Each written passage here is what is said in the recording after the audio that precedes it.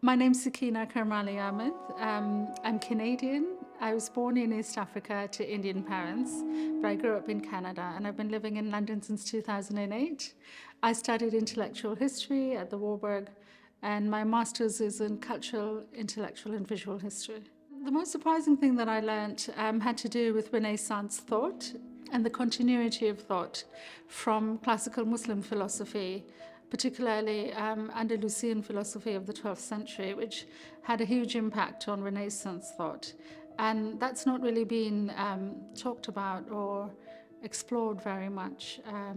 And I was grateful to have the opportunity to be able to do that at the Warburg.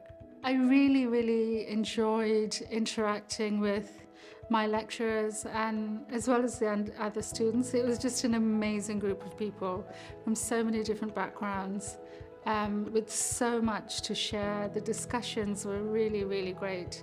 And I just learned so much from so many people, and I feel like I made really lasting connections. So that was great.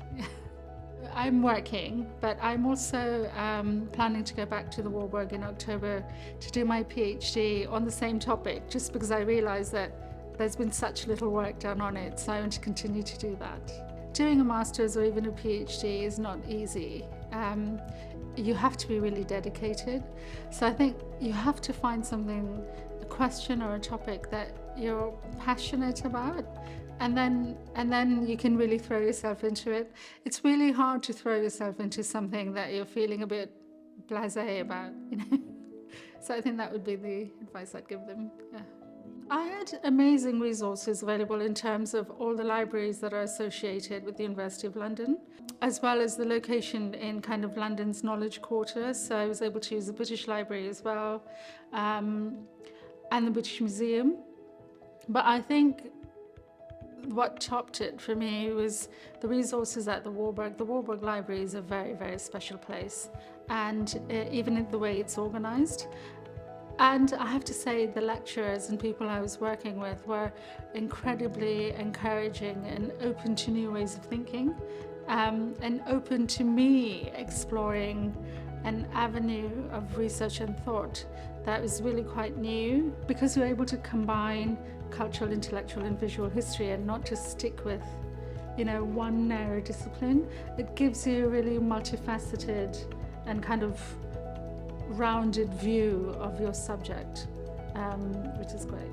Personally, for me, it was quite challenging because I was working full-time. I'm a single mum, and I did my master's research full-time.